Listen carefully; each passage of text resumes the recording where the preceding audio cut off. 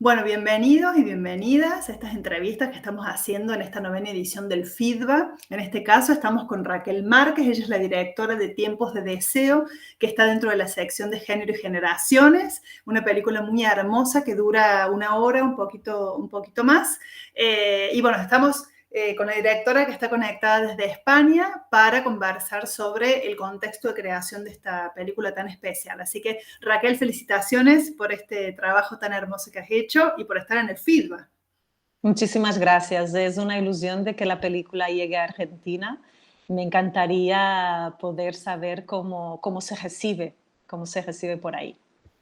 Bueno, te iremos contando cuando vayamos teniendo datos y está toda esta semana disponible. Así que las personas que vean la entrevista y que ya haya pasado, tengan presente bien el nombre de la directora y el trabajo, porque seguramente le espera un recorrido mucho más extenso que el feedback. Así que bueno, Raquel, contanos, es un poco, el documental lo cuenta, ¿no? Cómo nace este trabajo, pero bueno, para alguien que no haya visto Tiempos de Deseos, ¿de qué se trata?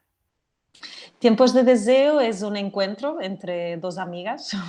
Es un encuentro que está generado desde mi mirada como mujer que no deseo ser madre, con una amiga que está en un proceso de transformación vital que tiene que ver con que se centra en ese momento de espera y de proyección de la vida que vendrá, y que es la vida que viene con un cambio de identidad, que viene con ese cambio que es pasar a ser madre en la cultura en la cual se desarrolla la película.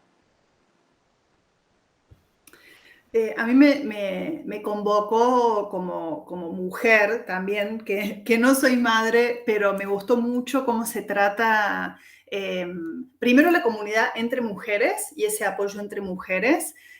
También esta edad donde cada mujer toma diferentes caminos, que es todo entre amigas un miedo, ¿no? Porque por ahí la protagonista, Bea, que está con todas estas preguntas de ser madre sola y de si esta soledad es una virtud o es una autocondena en un punto, está muy buena esa búsqueda. También estos caminos donde nos pueden unir de diferente manera, nos pueden separar para siempre, ¿no? Entonces, es re interesante cómo vos podés acompañarla y aprovechas esta intimidad que tenés con ella para acompañarla hasta el momento del parto, que también es muy hermoso. ¿Cómo fue el proceso de filmación? ¿Estabas mucho con ella? ¿Le dejabas la cámara? ¿Cómo fue? El proceso de filmación se centró, o sea, casi todo el material filmado es durante la época de embarazo, pero sobre todo en los últimos meses, que es cuando Bea estaba más disponible para que yo la estuviese filmando, ¿no? O sea, porque es el momento en que ella ya estaba con una baja, ya estaba en casa, o sea, ella ha tenido un embarazo también de si el embarazo pide recogerse, el de Bea aún más, porque fue un embarazo que tuvo sus complicaciones. Entonces yo desde el inicio sabía que me quería centrar en esta relación entre las dos, porque realmente es eso, la película nace de esta inquietud mía y de este desafío de cómo seguir acompañándonos en la vida cuando elegimos caminos distintos y caminos también que nos generan miedo a esa separación y alejamiento, pero también de cierta forma esa interpelación desde mi lugar a yo en verdad no estoy cumpliendo el mandato que se me exige, y entonces yo necesito mis alianzas y mis complicidades para sentirme fuerte en esa decisión, y a la vez pues Bea, la que está eligiendo ser madre, pues se enfrenta, como tú dices, a esa soledad en un proceso que, bueno, que es nuevo, que es diferente y que también le supone tener que ver cómo será su vida a partir de entonces. Entonces, bueno, yo quería centrarme en esto, pero fui experimentando el cómo hacerlo, ¿no? Fui experimentando si yo entraba en cuadro, si no entraba en cuadro. La cámara, siempre estuve yo con la cámara, o sea, sí tenía muy claro que quería que fuera mi mirada a filmarla para que realmente ese vínculo y esa intimidad que existe entre las dos fuera muy, muy palpable en la película. Y poco a poco sí se fue dibujando que si yo tenía tan clara esa decisión de ser yo a filmarla, cómo podría entrar cómo se podría construir la relación entre las dos. Y aquí fue donde decidí todo el tema de la voz en off y eso. Entonces fueron muchas horas sobre todo de estar en ese espacio casa, en ese espacio que es esa preparación, como dicen, del nido, de lo que vendrá y de ir construyendo esa relación a través de conversaciones entre las dos, pero mucho de estar y dejar que el tiempo pase y que pasen esas pequeñas cosas que son el universo de la película. También aparece ahí el grupo de madres, ¿no? Que cuentan sus experiencias, supongo que bastante similares, y se palpa mucho la construcción histórica de esos vínculos, que están o no están, ¿no? Que es un trabajo constante, pero que al mismo tiempo con escuchar a dos o tres personas conversando te das cuenta exactamente si son amigas nuevas, si empezaron cuándo. Es muy lindo el resumen que haces, porque eso me llamó la atención. Digo, esta película se filmó en 9 meses por lo menos, y se empezó a pensar antes, y el resumen que queda en estos 60 minutos, poco más, poco menos, es como lo esencial. Entonces, la pregunta que te hago para ir cerrando es, ¿cómo fue la decisión de edición de este material? La decisión de edición de este material fue realmente muy basada en la construcción del espacio casa.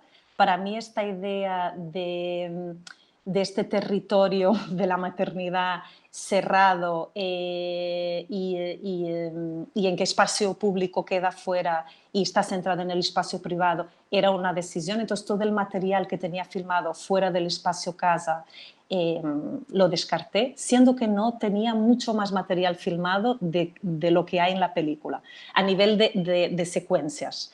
Y después estaba toda esta dimensión más de la naturaleza, ¿no? Para mí todo este universo que envuelve la película, sea en el espacio de la intimidad, del hogar, que son las plantas, pero que anuncian ese bosque que viene con que la vida se impone, ¿no? Y con algo que es incontrolable y que va más allá de nuestras decisiones y de aquello que nosotras podemos intentar controlar, fue bastante lo que construyó la película. Entonces, bueno, fue encontrar los espacios para que pudiera entrar mi voz, mis espacios dentro del film que resonaran, que pudiesen resonar con esas paredes, ¿no? y con ese abrirse a imaginar otra relación posible entre madres y no madres y centrarse en ese proceso de espera, sobre todo, ¿no? De trabajar mucho la espera y esta proyección de una transformación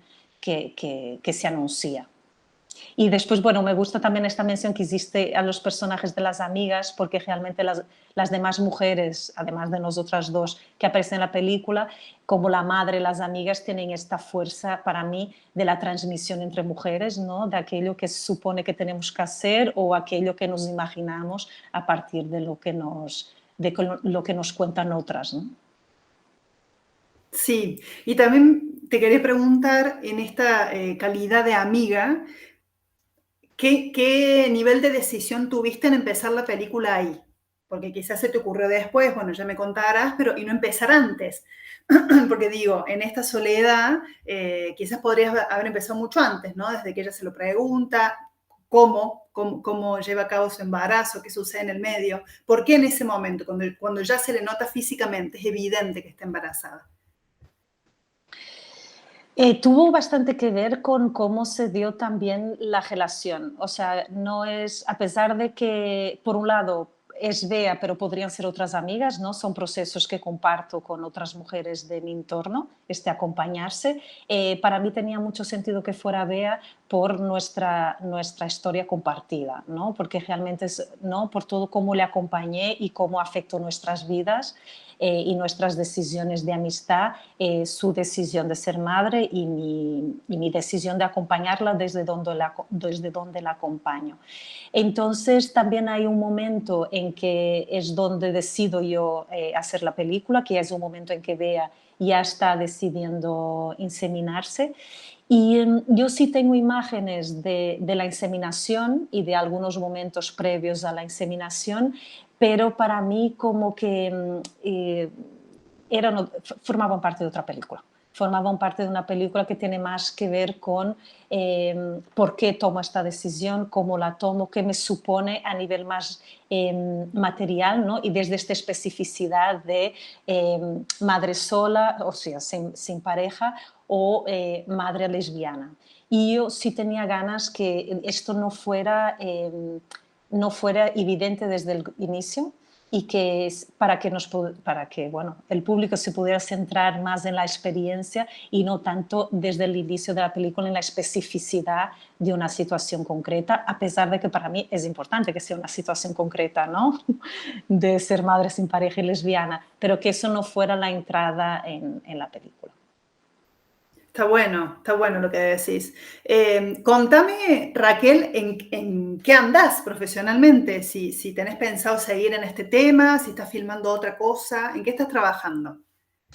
Yo ahora estoy más con un proyecto que tiene que ver también con transmisión entre mujeres, pero en el ámbito de la familia, de mi familia, en cómo me llegan a mí, a través de mi madre y de mi abuela, las vivencias de lo que es el amor y lo que es la proyección de familia.